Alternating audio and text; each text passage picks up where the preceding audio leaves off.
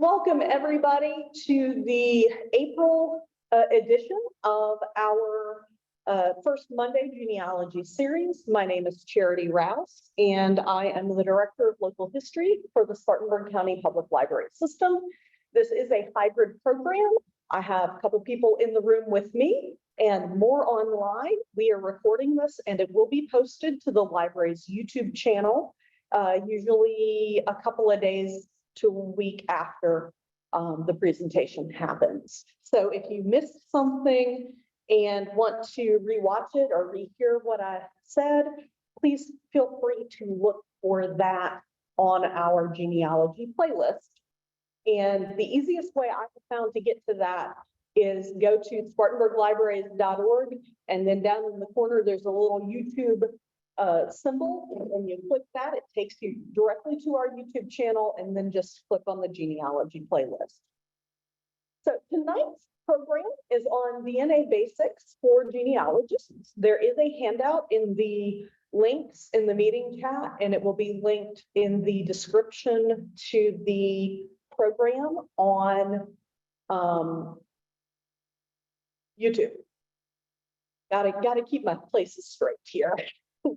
So, and hopefully this DNA program will allow you, no matter where you are in your DNA journey, to have a little bit of insight or information that is new to you tonight. There are many reasons that people do DNA testing, and some of them are for, oh, I want to prove or disprove the family story of Scottish kilts or German lederhosen. If you've seen any of the Ancestry commercials, they make it seem like, yeah, test it, tells you all these things that are exactly right, and then builds your tree for you. As genealogists, we know that that is not really how it happens. We have to put in some work to do it. But other people may test for medical information, or because they suspect a family story with an adoption or unexpected parentage. The biggest disclaimer I have is DNA testing will allow family secrets out into the light of day. Whether you test or someone else in your family tests, those secrets are coming out. If you are afraid of finding out about unknown to you adoptions, black sheep of the family, and other surprises, then just don't test. It's not going to mean that that doesn't come out. It just means you might not have been the one that opened that Pandora's box. So I love the little clip art that I found with the skeletons coming out of the closet. Now, some people have very boring families that everything turns out exactly as they expect. I thought mine was that way, and more people have tested. Still working on it. I have some theories. One note, I've seen a lot of people on Facebook and Reddit and some places like that talking about some of these family secrets that come to light. Just remember that while you can discuss those family secrets in very general terms, do not use the actual names of the people without their permission.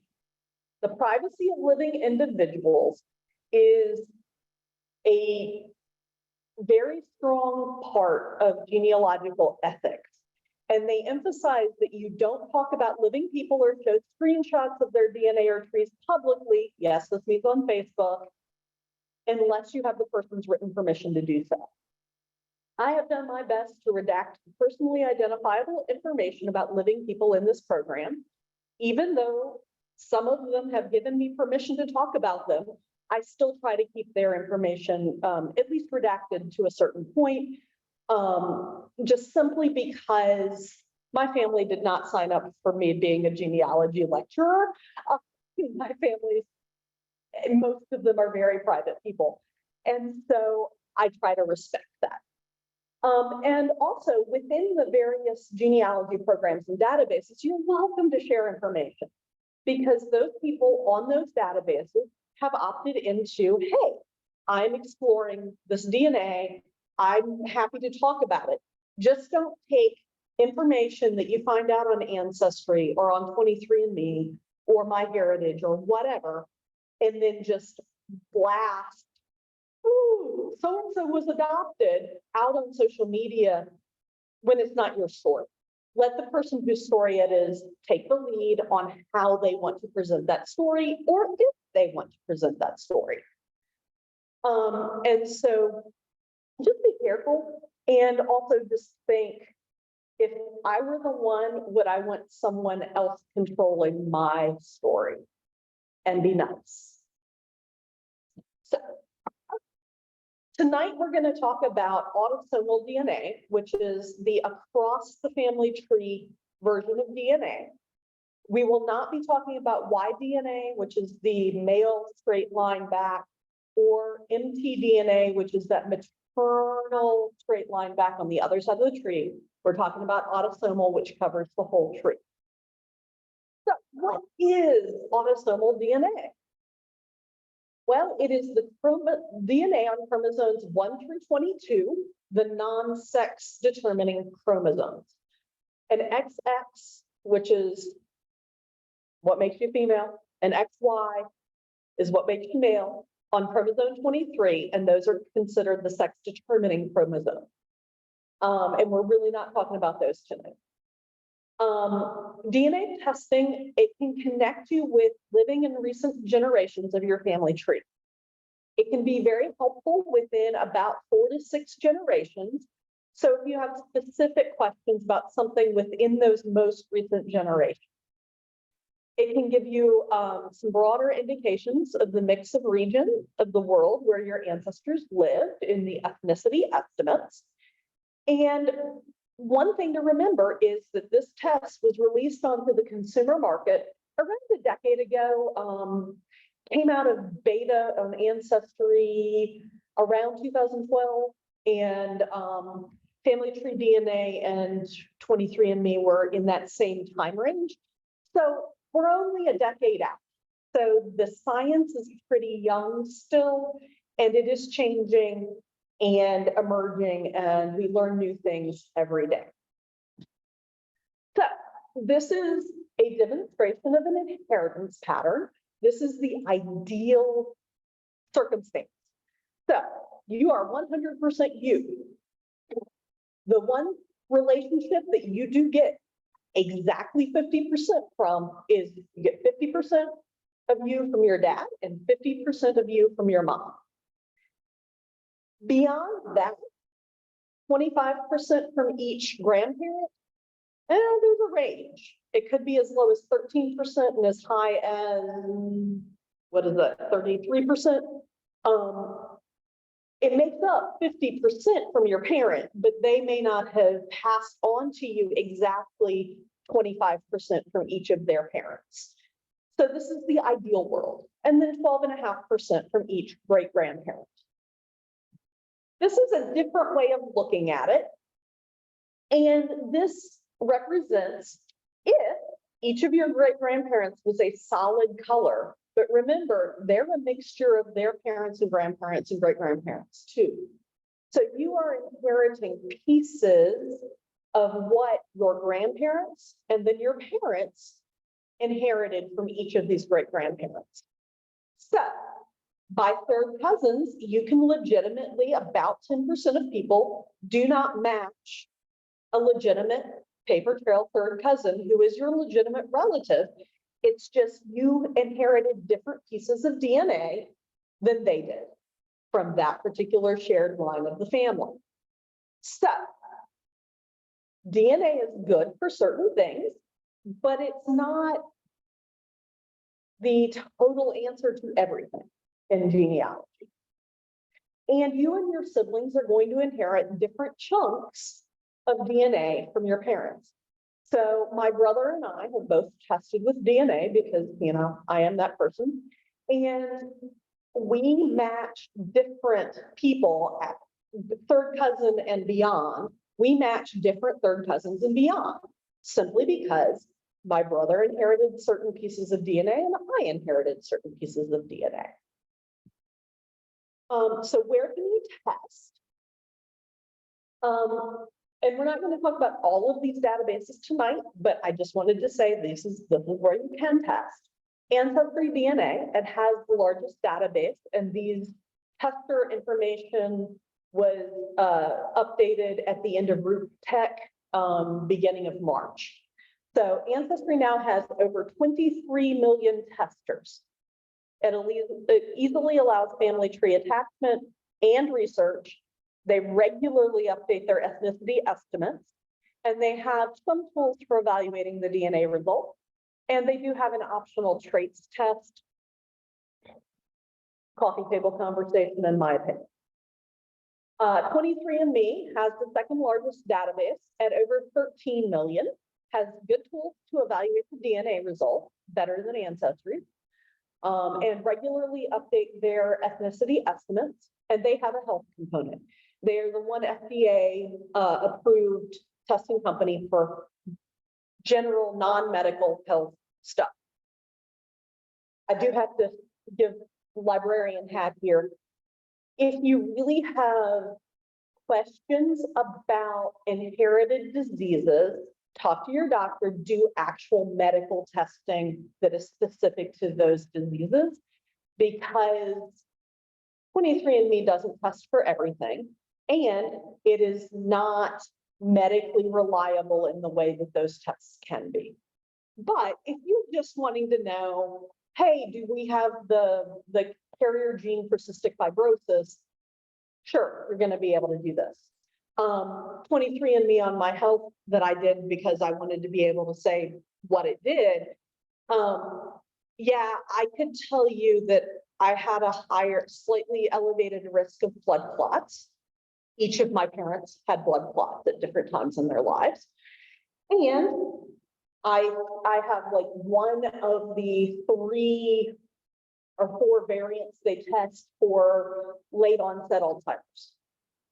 I could have told you that just by family medical history. So a lot of the things that you're going to learn through the medical side of it are not going to be particularly helpful. Because according to them, I don't genetically have the ability to match pitch. 2 degrees in voice will tell you otherwise. And some things, just because there's a genetic predisposition doesn't mean that it actually will happen in you, in your body. So, okay. Talk to your doctor if you have medical actual questions. Anyway, Family Tree DNA is the oldest of the current companies. It has just over 1 million testers, has lots of tools for evaluating the DNA results. I would love for it to have a better pool of tests, because in that 1 million testers, a lot of them are now no longer with the land of the living, so you can't reach out to anyone because it's an orphan test. They do allow law enforcement tests to be loaded into the database. US testers can opt out of this European and other test, other locations.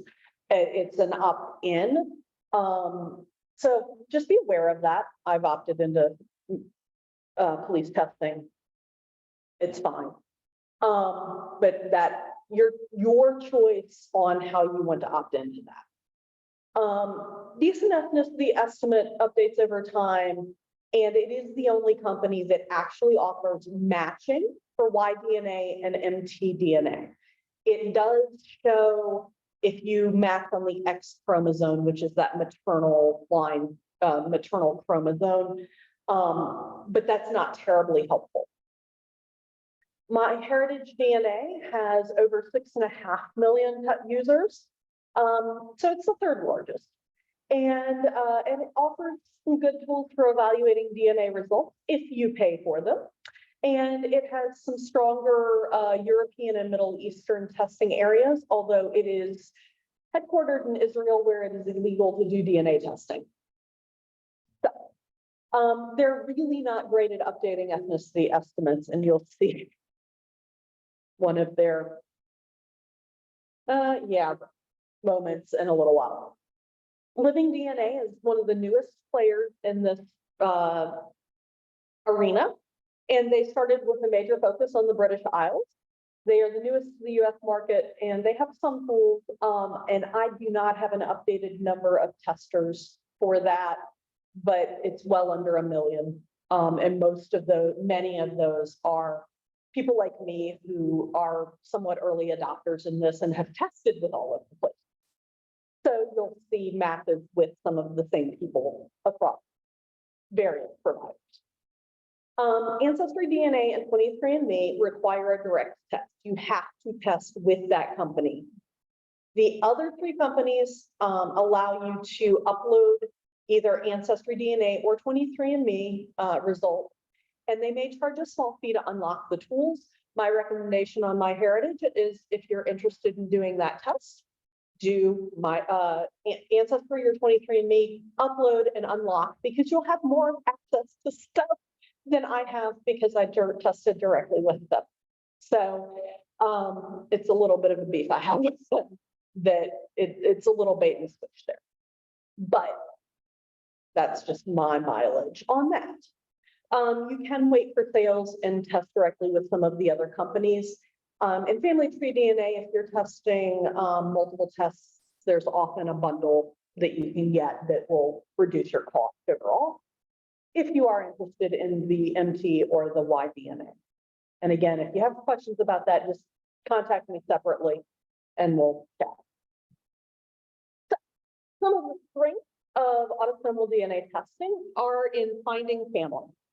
Known or unknown relatives who have tested and uploaded with that company will appear in your match list. If you test with Ancestry and your cousin tests with 23andMe, they do not share their database. Ancestry has, what, 32 million, 23andMe has 18 million, whatever it is. They are largely different people in those databases.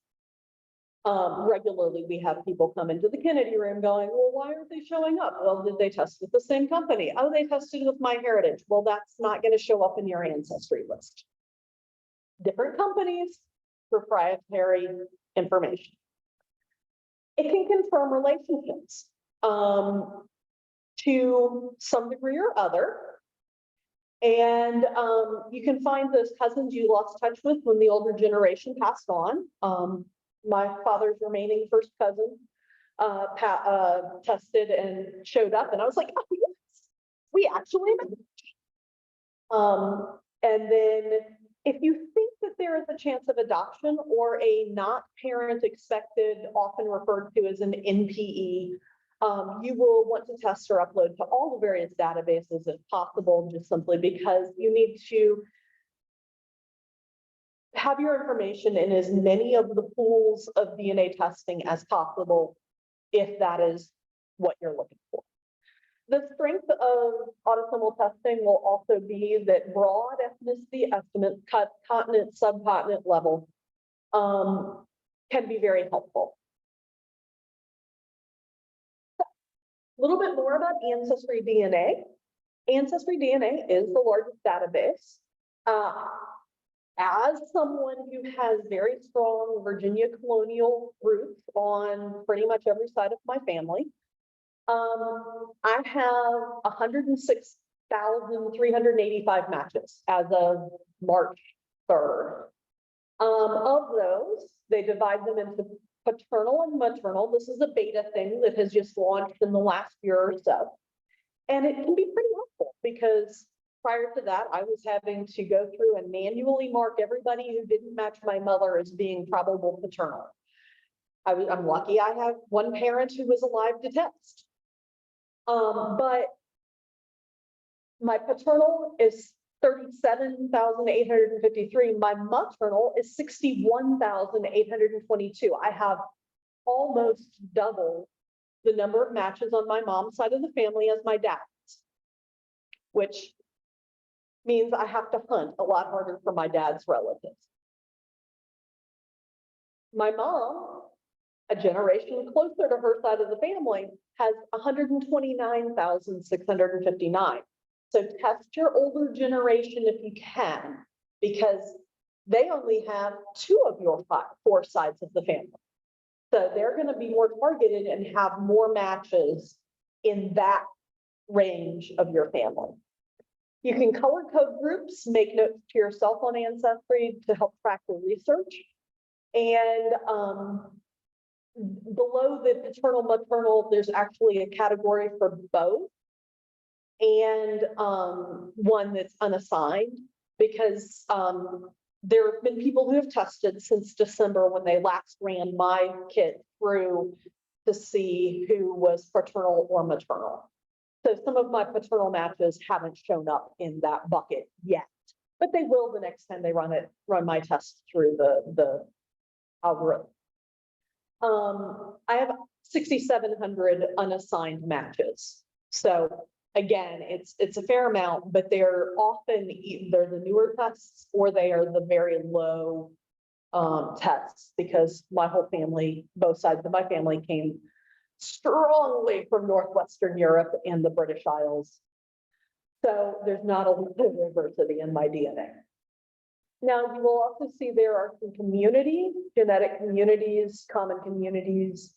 For my paternal, it's saying Arkansas, Oklahoma, and Texas settlers, which is really fun because my paternal lines are either on the eastern shore of Virginia for centuries, or in the PD of South Carolina near I-95. Now, people who have DNA like mine may have moved into Texas, et cetera, and distant family members certainly did. My direct line stayed right there on the East Coast, except for one set of great grandparents. So, the things to remember. So, on Ancestry, when you test, when you go to your DNA matches, you will see unviewed and other filters that you can filter at the very top of the list here. And okay, my cursor is not telling you anything. And it will tell you in the how you match them. My mother has tested with Ancestry, so it says, this is your mother.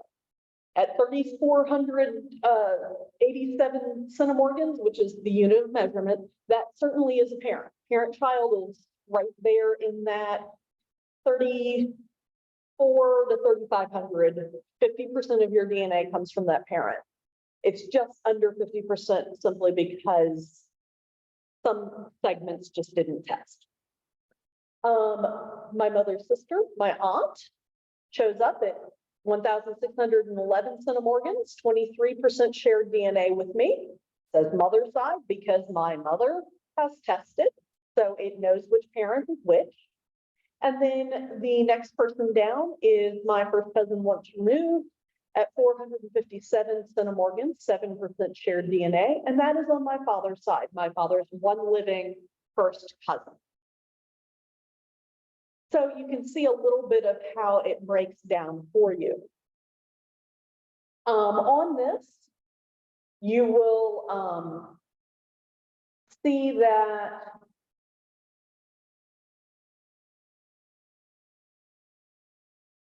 it breaks down on my mother's. This is my mother's test. I was like, what did I do?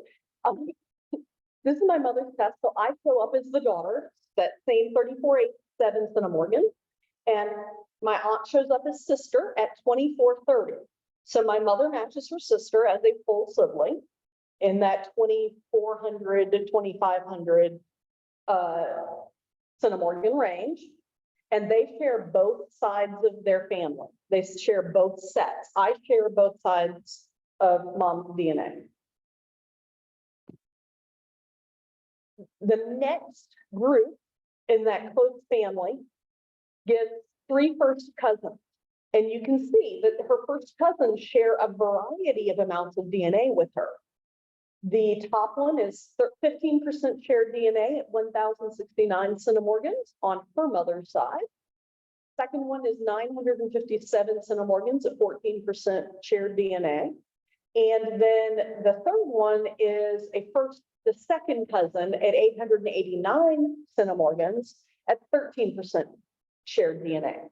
So you get a range of how you share DNA, because as I said, when the DNA recombines each generation, sometimes you don't get quite exactly the same thing from each grandparent.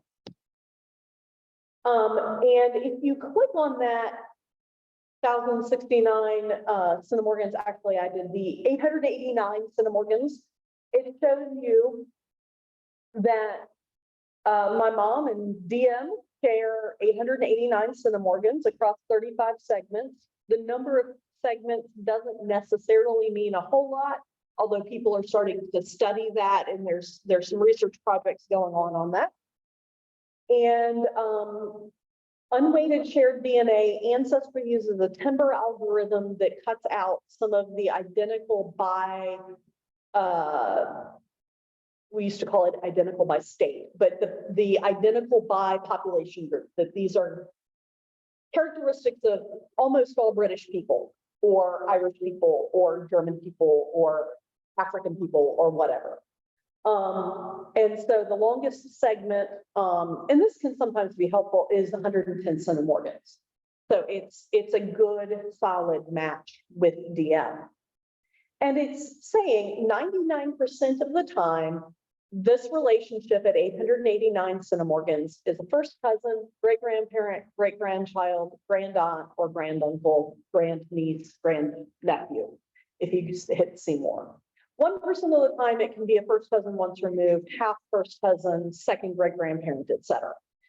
So these are percentages that have developed over the last decade that help people know, okay, the odds are that it's these types of relationships.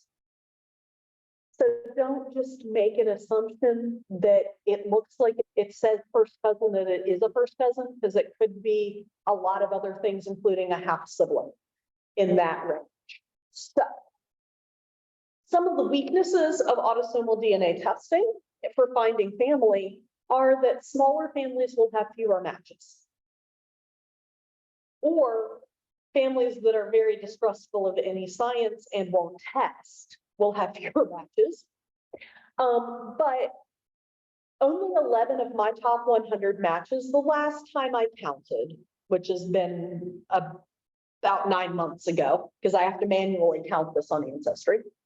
But only 11 of those 100 are paternal matches, and 0 of those paternal matches are on my paternal grandfather's side of the family, where my father was an only grandchild.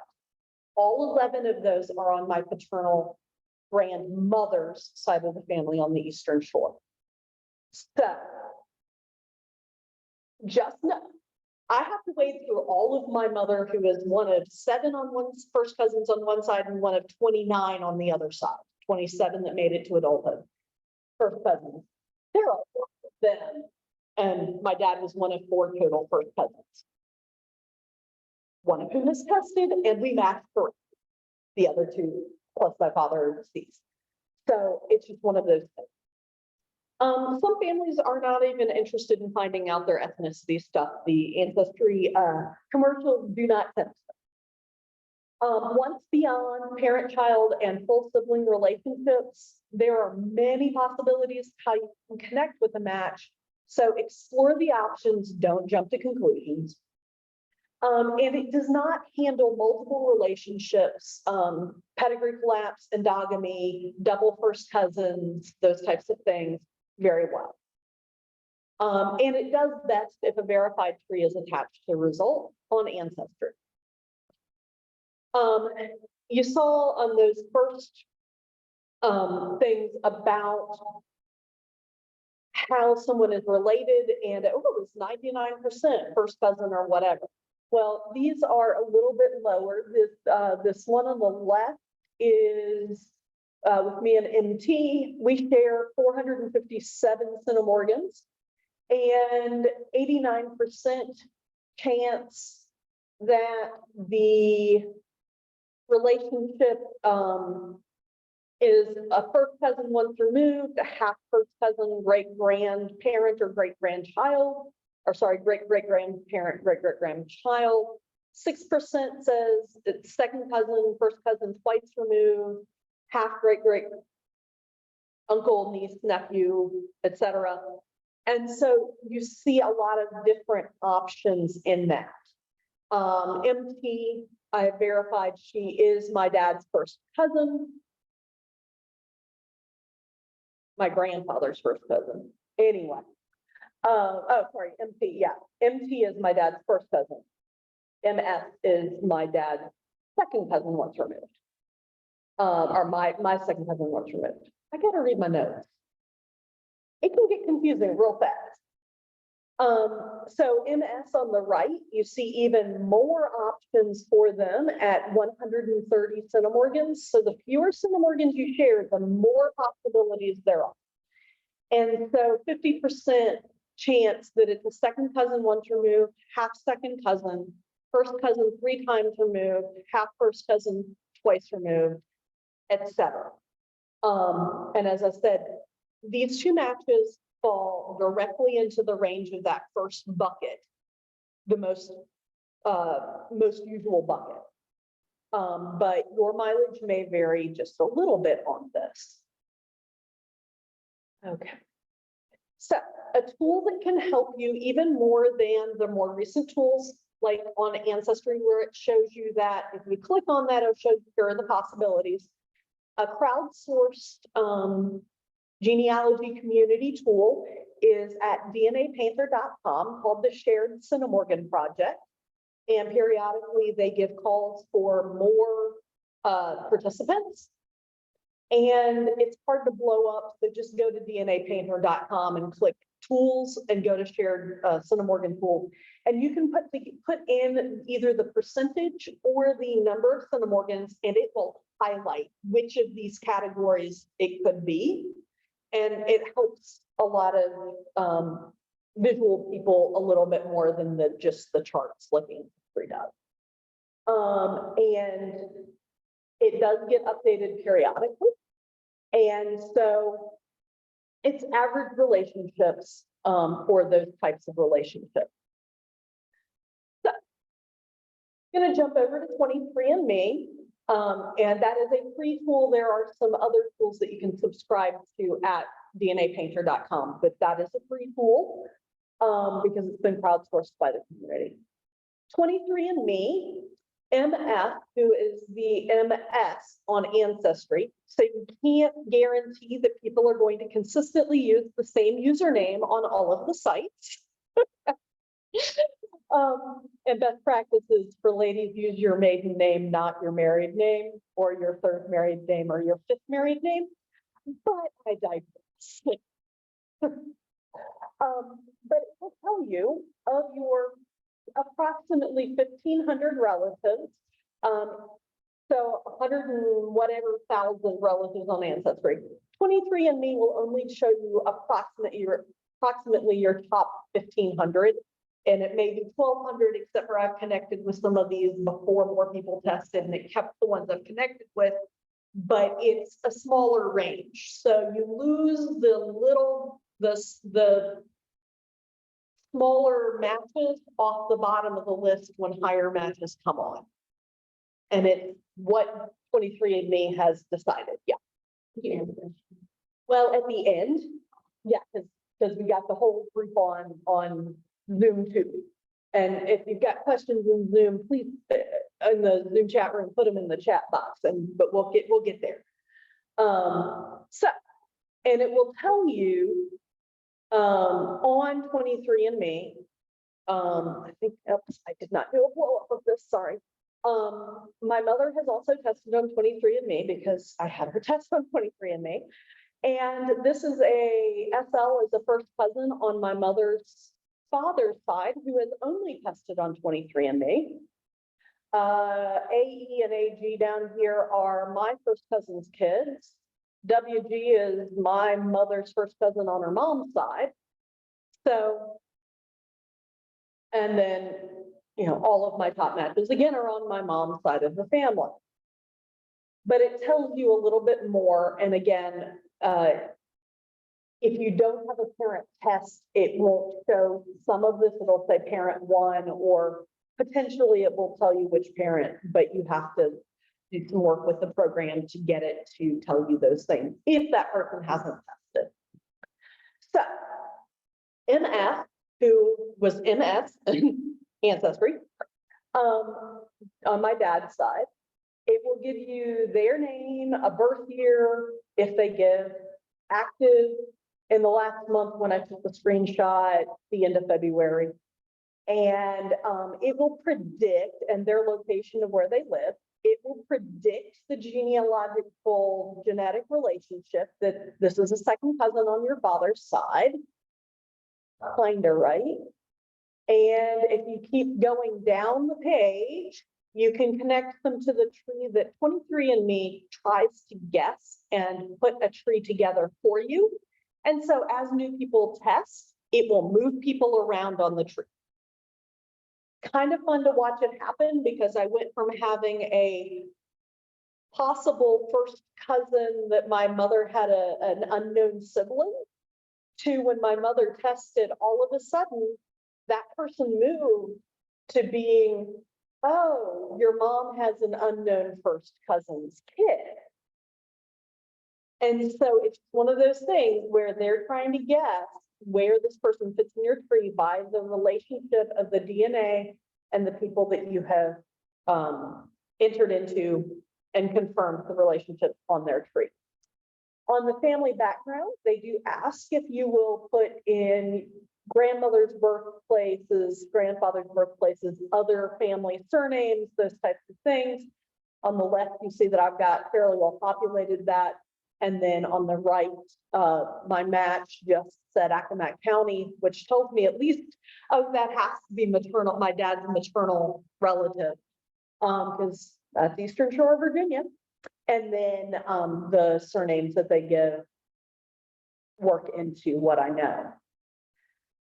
They will give you an ancestry composition, so the ethnic browser, so you can kind of see where things are. Ancestry now does this as well. That was a release in February or so. And then 23andMe will give you high-level maternal haplogroups if you are male or female, and paternal haplogroup if you are male. And if you are a female that has a father who has tested, and sometimes I've seen it with a brother that has connected with your test, they will add the paternal haplogroup for a woman, but it's pretty rare. And then they'll probably your Neanderthal ancestry that I have 17% more Neanderthal ancestry than other people at 23andMe. And it amounts to a hill of beans. It's kind of fun coffee table conversation. And then at the very bottom of the page, you can click, you have relatives in common, you can see your relatives in common. And if you have health reports, it will allow you to share your health reports with other people. I'm skeptical of that, but that's me as a genealogist and a librarian. You can choose to share your health reports if you decide, and you can choose to share them only with specific people. Someone has a particular question.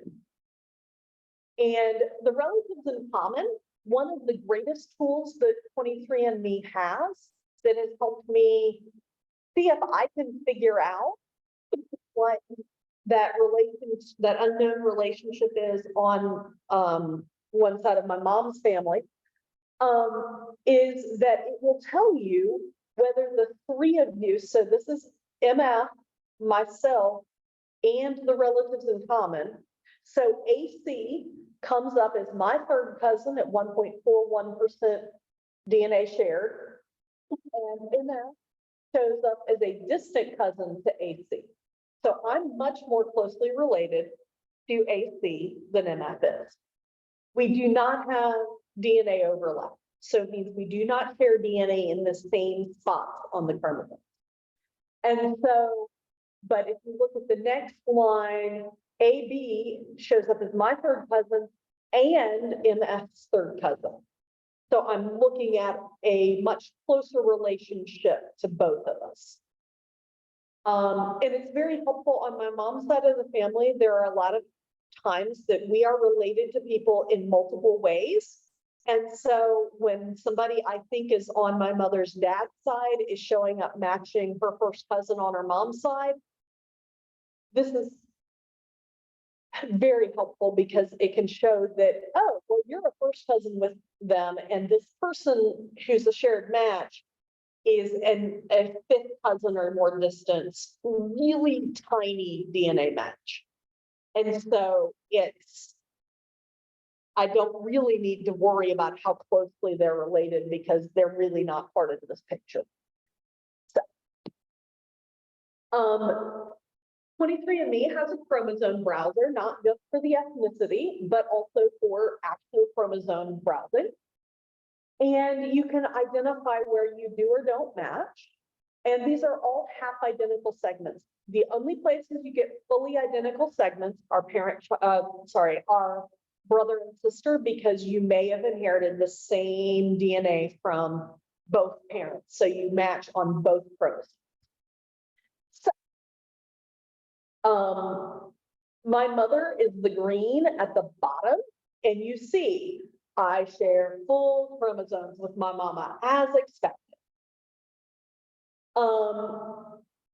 So MF is on my dad's side of the family. She is on the top line in the purple.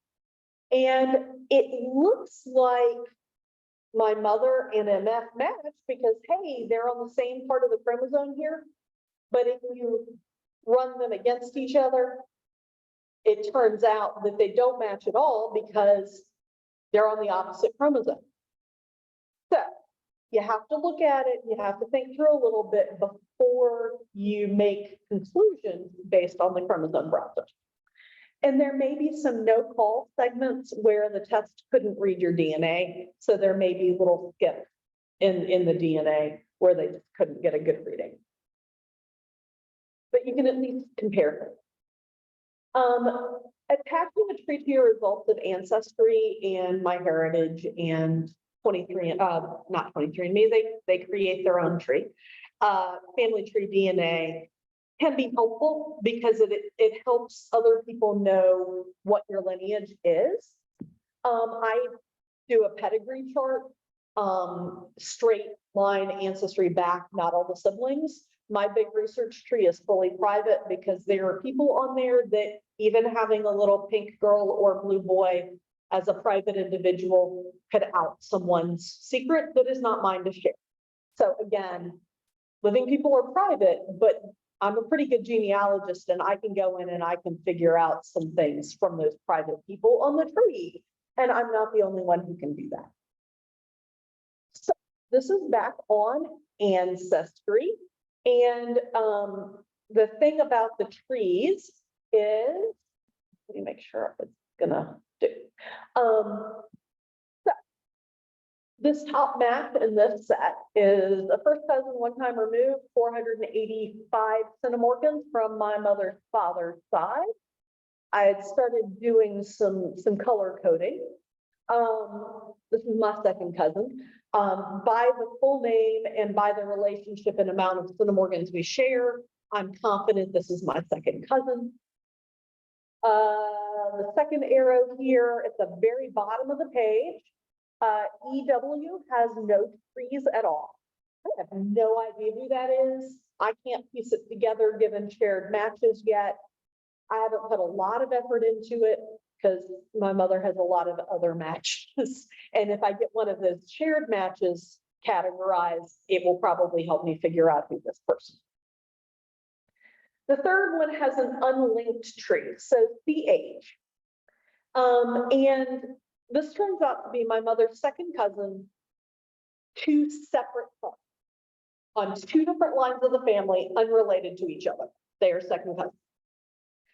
Turns out this is who went into DAR on the same patriot as we did, just ahead of us, and we got to piggyback on her application. Didn't know it at the time, and unfortunately she has since passed away, and I did not get to thank her for that. Wish I could have. But that unlinked tree did give me enough hints to know who I was looking at. But an unlinked tree may or may not be her family. It could have been her husband's family. It could have been a son-in-law's family. So use unlinked trees with a grain of salt and just think through what you're finding because they may be red herrings. The public linked tree with a common ancestor hint, which means Ancestry says in your tree and in their tree, these are the common ancestors. And so that can help immensely. So I know where HS goes in our family tree. And HS knows where we go in his family tree because there is the common ancestor. And then this person has a public linked tree with 539 people, all on the opposite side of the family than where we link. So they're really concerned with the other parent's family. And that could be because they are adopted, or they've had not the expected family show up on their DNA test. I don't know. I have no idea who BK is. And somebody else is managing their test, and I'm not even sure BK is actually male, because stuff is just weird in that tree. So, who knows? Eventually, these questions will get answered. So, again, I put a pedigree tree that just has all of the known ancestors, their birth dates, death dates, locations, all the maiden names that I've known. I did this in 2015 when I uploaded the test, and I need to redo the tree and add, because I've proven multiple of those lines further back. But at least it functions. It goes back, 5 generations plus. So it gives people a chance. I've had people contact me on Ancestry and say, your tree has someone with the surname Goad. How are you related to the Goad? At this generation, I have these people. How can you give me more information about how we might match? And we've managed to put the pieces together on most of them. So, coffee table conversation with some research applications is how I deal with ethnicity estimates. Ethnicity estimates will change over time as more research is done. They do estimate where your ancestors were between 500 and 1200 years ago. And that will vary depending on which company, how they want to, which part of that range they're looking at. So Ancestry, none of them will tell you you have American unless it's Native American DNA. My family has been in the United States at least 200 years, and that's when I can't find the parents that the kid was born here in the early 1800s. And many of the lines go back to colonial Virginia in the early 1600s. And so that's 420 whatever years ago now, or almost 420 years ago. But none of my DNA says American anything. It's all British Isles and Northwestern Europe and a little Scandinavia for the most part. At least 85% of me is that, and all of the companies agree on 85% of me is that. These are based on a reference panel of tests where the tester self-reports that their grandparents for a certain number of generations are all in one locality. They may not know that the generation before somebody moved in from somewhere else. It could be interesting. And it does not always address the question of ethnic group who share language, customs, etc., but not always geographic boundaries versus country, which shares geographic boundary and people may or may not share language, customs, etc. So if we're thinking of the Jewish communities in Europe, are we going to say you're a Jewish person who happens to live in Germany? Or are we going to say you are a German person who happens to be of the ethnic Jewish minority? And so the ethnicity results struggle between those two categories. Geographic boundaries also change significantly over time. Germany of today is only that Germany since the Berlin Wall fell in 1989. It was not Germany for a lot of years. It changed with World War II. It changed with World War I. It changed with whatever war du jour back going through the 1800s and the 1700s and the 1600s. I had a person in looking at someone who was born so-called in Germany in 1812. Well, it wasn't even Prussia yet. That happened in 1814 or 15. So you gotta look at the geography of the day. There are a lot of Germans from Russia who happen to be, a lot of them Jewish, who ended up either migrating or having borders migrate over them, that they were a German-speaking ethnic group, ended up in Russia, and then moved to the United States. A lot of them, not everybody. The pogroms really got a few, quite a few. So Europe, geography and ethnicity is a little more of a mess than we tend to think in our, we don't study Europe very much in our schools in America kind of way.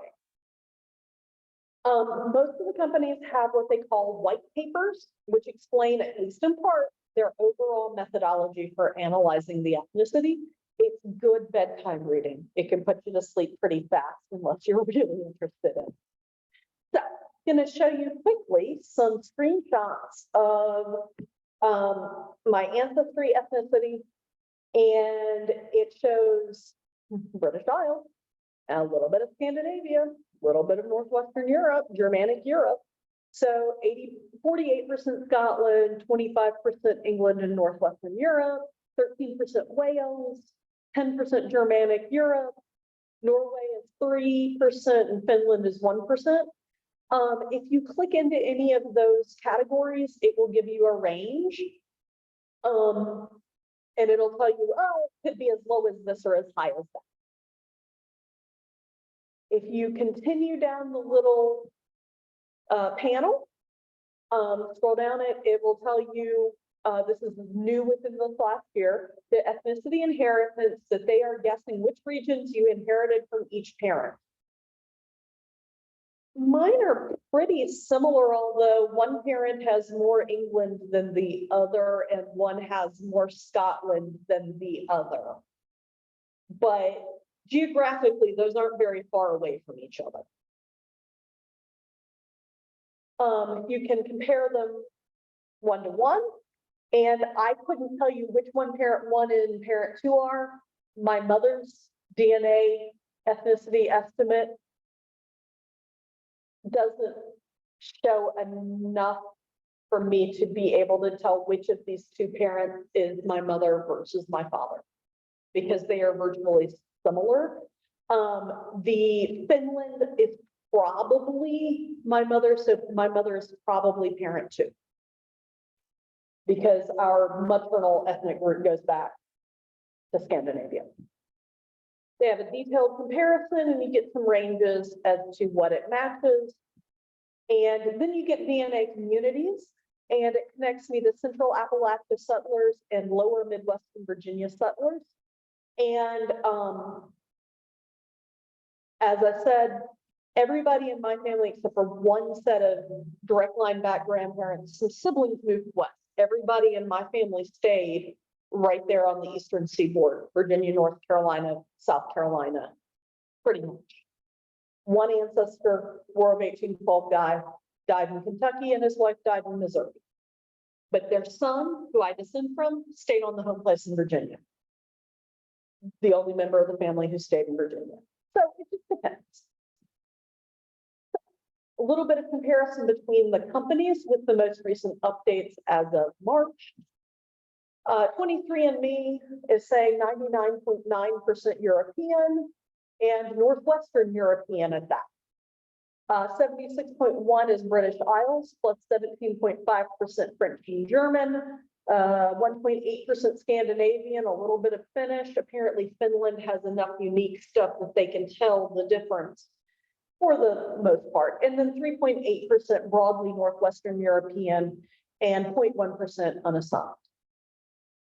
Family tree DNA, have no idea where the Saudi Arabia comes from, but it's less than 1%, along with Jewish, less than 1% there, and less than 2% of Greece and Balkans, and 98% England, Wales, and Scotland. So missing Germanic Europe, kind of. We'll see. My heritage. They also do communities, which I'll show in just a second. but they say 5% English, 31% Irish, Scottish, and Welsh, 2.3% Iberian Peninsula, 1.9% Ashkenazi Jewish, and 1.2% Italian.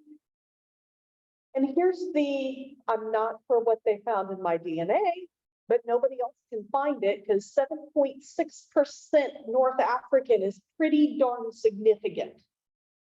And then 0.9% Nigerian. Nobody else can find this at all. My heritage is notoriously bad for not having good reference populations on ethnicity. And I've heard this from people across the ethnic spectrum. So if you're depending on my heritage to tell you anything, grain of salt, compare with other resources. However, their communities are at least as accurate as Ancestry's are. The communities are here in the blue, and genetic groups, Virginia, North Carolina, West Virginia, and Southern USA, matches what the family has lived for the past almost 400 years, at least 300 years. So again, who knows? It'll change. Living DNA breaks down my counties in England and the British Isles pretty minutely. So 97.4% Great Britain and Ireland.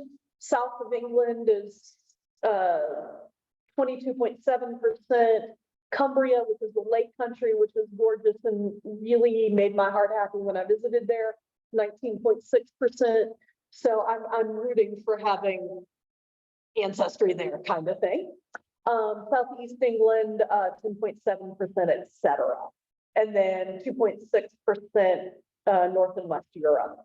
So again, your mileage may vary, but it's just one of those situations where the science is young, people's lives are messy, and what gets passed down to our descendants isn't always the fun stories. Sometimes it's the sanitized stories. So we may not know all of the diversity. We may find it out with these tests, but we may not know. A little bit of contacting matches etiquette. Do send the initial message through the testing company system. I would include your email address in the message. If they have not paid for an Ancestry subscription, they may or may not be able to figure out how to reply to you through Ancestry's messaging system. Ancestry's messaging system is pretty unreliable, but I do recommend go through the messaging system at the testing company first. Do say what test kit or name of test you match. At what distance, even if you just say, hey, we're in the first cousin bucket. If you think you know a line or a shared ancestor, you can put that in. A location which might be in common. Mention your own kit name and or number depending on the site. I manage DNA test kits on 5 companies for 5 different people. One of whom is completely not even related to me. One of my best friends I manage for kits. And so if you email me and say, we match at 24 centimorgans on Ancestry. Okay, if you're communicating with me in Ancestry, that's one thing, because it'll tell me which kit you're talking about. But if you are emailing me because my email address is associated with a family tree DNA, I have to go in and check the 3, actually 4 now, kits that I manage on family tree DNA and try to figure out who's matching me at that number. And if you don't tell me what your kit name or number is, I can't necessarily find you. And I'm not going to spend 3 hours trying to track you down. I may send you an email back and go, can you tell me which kit, please? Thank you. But you got to help me help you. So you don't want to write a 4-page diatribe about every theory you have on how you might be related to someone, but you do want to say enough that the person getting that can go find you and see if they have notes on how they think you're related. Have a good subject line, keep it light and friendly, don't demand. And if you don't get an answer, don't harass them. Wait a couple weeks, try again, wait a couple months. Because no matter how important some detail or matches to you, remember that the person you are reaching out to has their own life, their own priorities for research, may need time and space to come with grips with what is come to light due to their DNA test, because they may have surprise ancestry that a parent isn't a parent or isn't the parent expected. And they need to grapple with it. But also, they may have just gotten a new job, had a baby, moved, had someone in the family die. I mean, life happens when we're trying to do genealogy. And so some people don't always have time to be on Ancestry or wherever all the time. I'll leave you with a little image here. MF, who testing stuff I have shared with you, and I both descend from people in this photo taken in 1901. How do I know it's in 1901? My great aunt is the baby. She was born in May of 1901. That is 4 generations up from her. Great granddaddy Scott. He died in 1902.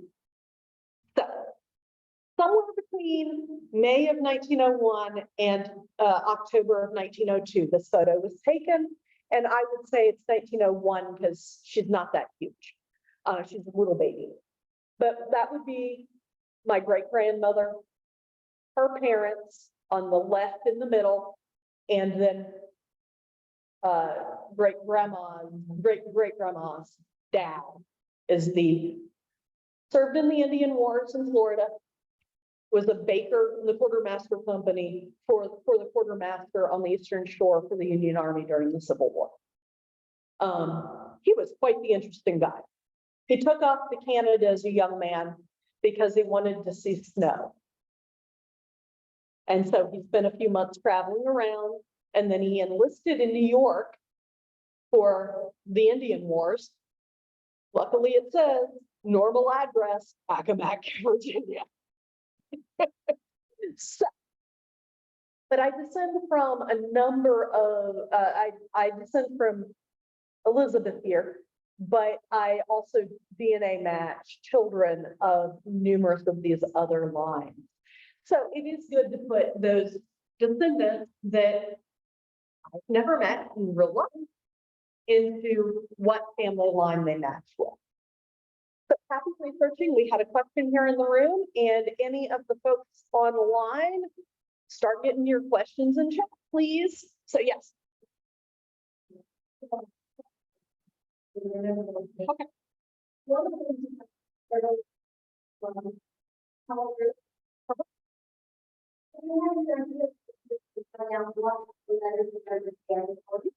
There's a wiki for that. If you just Google the haplogroup number that you have, I want to say it's mitoDNA is the current place where that is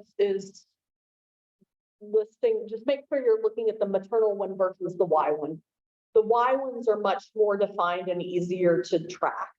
And it's simply because their surname is involved with that. And what company would you suggest to get the maternal line? The only one is Family Tree DNA, and you're gonna want to opt for the full test. Yeah, they do a partial test or a full test, and the price is not that much different. But I've also done the full test on myself and my great aunt, because we have a shoemaker who married a shoemaker situation in her parents, and or her grandparents, and trying to deal stuff out. The mtDNA is the least easy to decipher anything on. So if you do that, let me know, and I can connect you with some people who are much better at it than I am, because I can't even figure out my own. And one thing I discovered with my great aunts was a somewhat unique one. and mine is a much more generic one. And so I'm hoping that now that mine has come back, I can get a little bit more information on that, but yeah. And then the other question is, when you go to find out who your appointment to is, one thing that you didn't mention, but the thing that I did is I went and looked at all my matches. And if all my matches, are on this parent. And in parent 1 and parent 2 on Ancestry, it will tell you surnames in that bucket, and that can help you right there, even with it. Yeah, originally it didn't tell you which one, and again, my mileage is different because my mother has tested with the company. So if it just automatically, if it doesn't match my mom, and my parents were from geographically separate areas. I mean, the Eastern Shore of Virginia and the mountains of Virginia are two very distinct population groups, even if they are very strongly British, both of them, and they're groups that kept marrying within themselves because of geography. But yeah. Okay, a question online says, debating testing with 23andMe, wish they had tree links like the others. There is a way to link a tree from Ancestry or MyHeritage. The issue with that is if the person looking at your tree doesn't have a subscription to those sites, they still can't see your tree. Which is just their way of getting people to pay the subscription. And I choose to subscribe to Ancestry, so I have tools there. MyHeritage has a lot of tools, and I know people with much more recent European heritage who swear by MyHeritage, and they get a lot out of it. I just don't have any close matches. My closest match on MyHeritage is the AC who shows up on Ancestry also shows up on MyHeritage, and they're like second cousin once removed or something, and I still don't have any idea who they are. And so it's one of those situations where your mileage will vary, but I have not found MyHeritage to be worth even doing the 50% subscription that is offered all the time, because they're really trying to build their database, but they are very far behind 23andMe and Ancestry in numbers of subscribers. Okay, there are no other questions, but kudos on a great job doing the DNA thing. I think Greg. Yeah, we've got another question here in the room. DNA Painter free. Yes, DNA Painter is free. There are some tools that you can subscribe for $5 a month or something, and you can subscribe for 1 month and get the extra bells and whistles, or do more trees, because you can paint your chromosome as the name suggests. And those, I don't know if they call them tier 1 tools there or not. I haven't looked in a little bit. And I have at times subscribed to that because it helps the developer, Johnny Pearl, is, I mean, he's trying to pay his bills too. So that JetMatch is another company. And again, there are a bunch of free tools, and you can then pay for $5 a month or whatever it is now, for a month or 3 months or whatever, to unlock extra tools. So yeah. One other question, when you are the last, the old generation there, and everybody is gone, Yes. What difference does that make in trying to come up with somebody's conclusion? It does make it a little bit more difficult, but it's still doable, depending on how many generations back the question is. I'm just glad I was able to test my grandfather's sister, that great aunt, because she is that much closer to the problem generation where the shoemaker married the shoemaker, her grandparents. I'm deluded 2 generations further on that. And so she has a match with her grandfather's oldest sibling's descendant. And the oldest sibling was married and moved to New York State. She married a Union officer in 1866. And the youngest of the 10 children, my great grandfather, was born in 1867. They corresponded, but they never met in life. And we have her journal entries that talk about that. And she lists all of the siblings and their kids and her stuff in New York State. And so my great aunt matched her descendant much more closely than I did, because 2 generations closer. And we had a delightful conversation. She's a retired middle school social studies teacher. So yeah. So cool. Are there any other questions online, Cheryl? Are we good? No, the debating, the testing, Yep. 23andMe was it. Cool. Thanks, everybody. Cheryl, you can hit stop on the record. Okay, thanks. See you next month, everybody. Okay. Okay. Okay. So, because I